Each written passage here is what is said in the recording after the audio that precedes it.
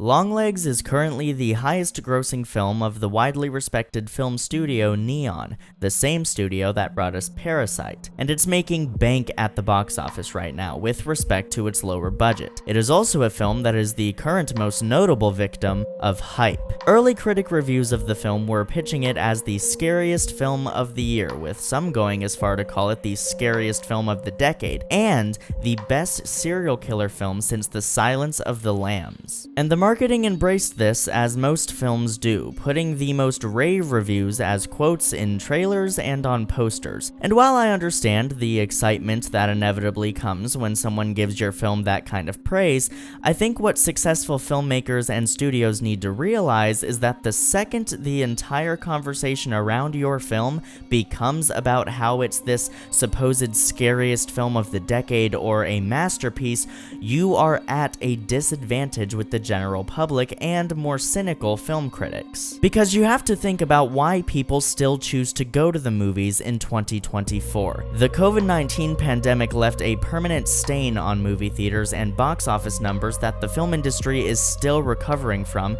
and it also permanently changed the way people choose to support and watch movies. Streaming is undeniably the norm now, and many people would rather wait for a theatrical release to come to streaming so they can simply watch it in their home, not having to worry about the insufferably disrespectful experiences that have unfortunately become synonymous with going to the movies. All of this to say, if a large number of people are actively choosing to leave their homes and spend a bunch of money on a night out at the theater for a movie that is not a Marvel property or something adjacent to that, it's most likely because of the hype around the movie, which in my opinion is going to instantly make you more cynical when you go into the film. It's simply not enough anymore that a standalone original film is out in theaters. There has to be more to it than that to convince people to go see it. Film, like all industries, at its core is a business. The tragic reality of this is that many artists have to risk facing overwhelming backlash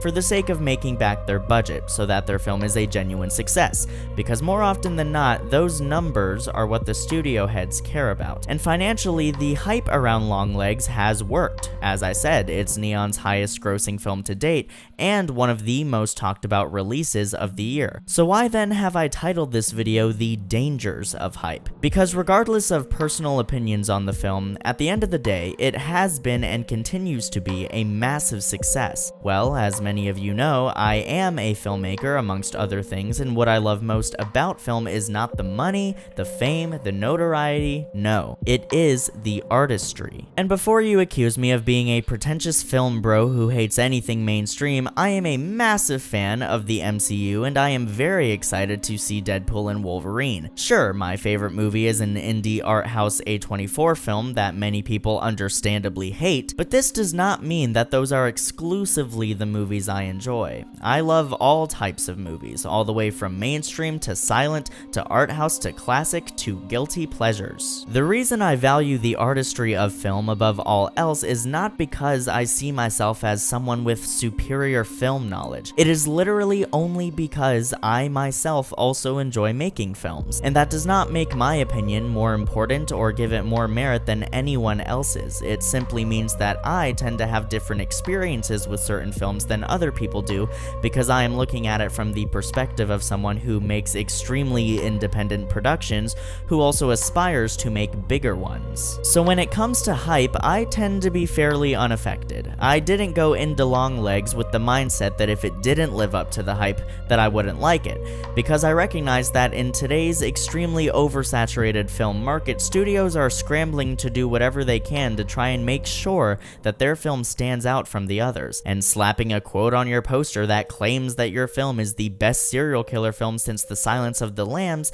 makes your film stand out, because that is a massive claim. The Silence of the Lambs is a classic in so many different categories. It's a 90s classic, a horror and thriller classic, a serial killer classic, and also just a film classic in general. Because of this, I knew not to go into Longlegs judging it by the standards of a film that has had so much time to become as solidified in pop culture as it has. That movie came out 33 years ago. This movie came out this year. So I went into Longlegs with the same mindset that I try to go into all films with. This is a film that a team of people came together to make. Let's see if it achieves what it is setting out to achieve. Longlegs was setting out to be a moody and disturbing thriller in the vein of films like Silence of the Lambs and Seven. That does not mean it was setting out to be as good as those films, it simply means that those films were an inspiration for it, which is understandable. I mean, if I were setting out to make an original thriller about a serial killer, those films are probably the ones I'd want to take inspiration from. Not rip off, not remake, no. Simply take inspiration from. Because having seen Longlegs, I can tell you that it is no Silence of the Lambs, it is no Seven, but not for the reasons you may have heard other people say. Spoilers, I really liked this movie. Did I love it? No. Is it a masterpiece? No. Was it overhyped? Yes. But is it a bad movie?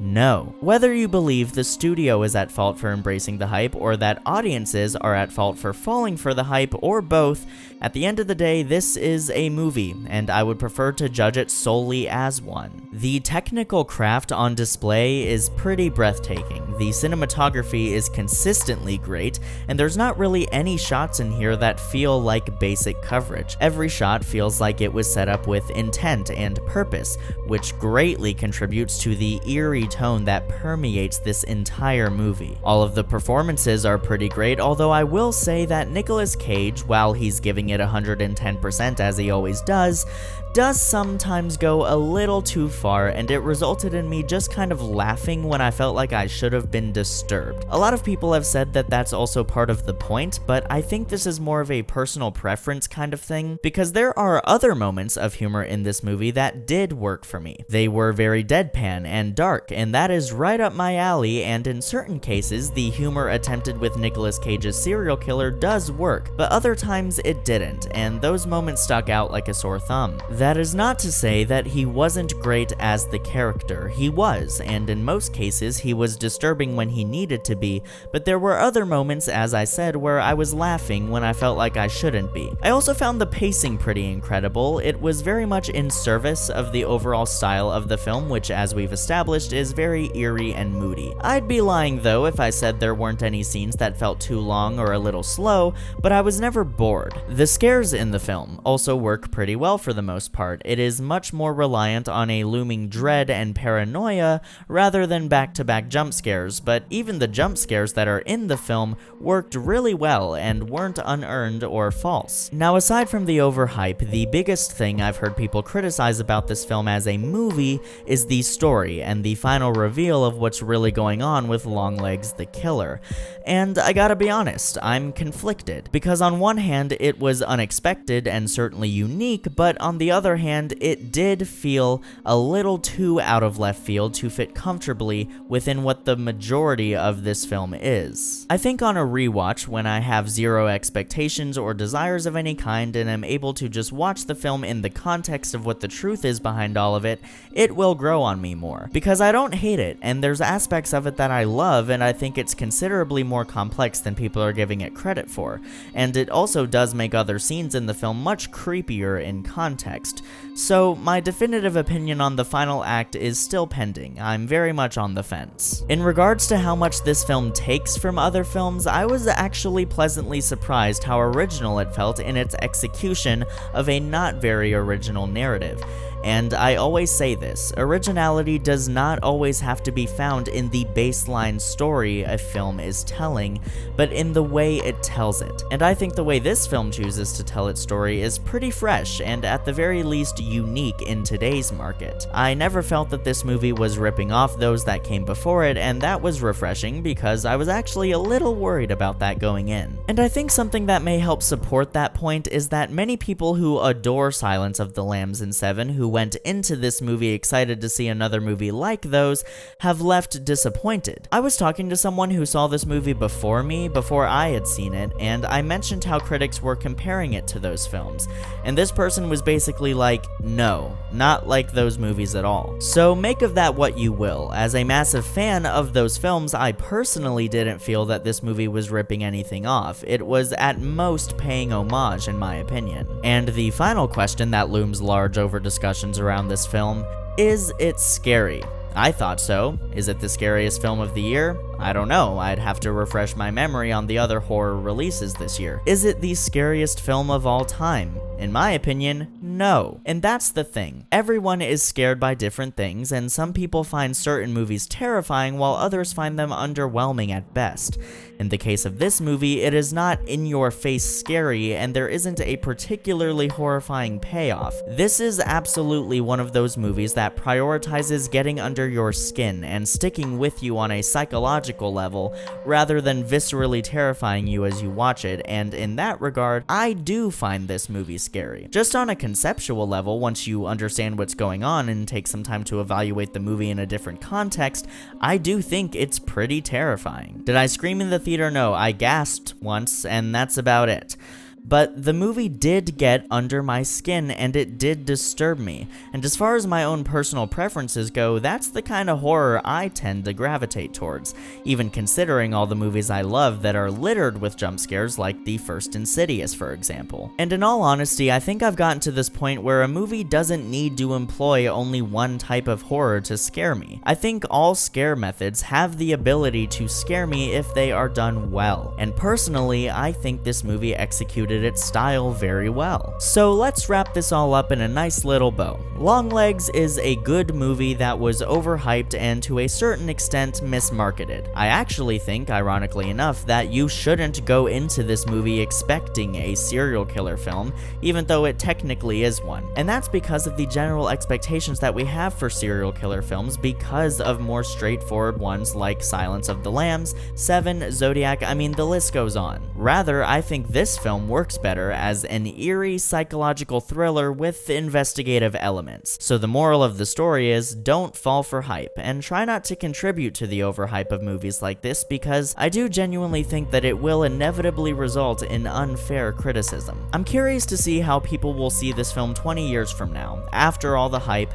after it's had time to truly be analyzed and fairly assessed. I should say that despite the very vocal backlash to the movie as a result of the hype, this movie is still seen more favorably critically, and the majority of people do seem to think it's good if overhyped. This video was just focusing on that vocal backlash and the overhype surrounding it, and I hope that you enjoyed it and understood my take, which of course depends on how well I actually articulated my points, so you guys are the judges of that. Guys, thank you so much for watching the video. Be sure to let me know what you thought of Longlegs down in the comments, leave a like on the video, subscribe to the channel, and if you want to go the extra mile, also be sure to turn on those bell notifications so you get notified every time that I upload new content. Thank you guys once again, as always, for watching. I will see you in the next video, and until then, keep writing, keep shooting, and keep editing.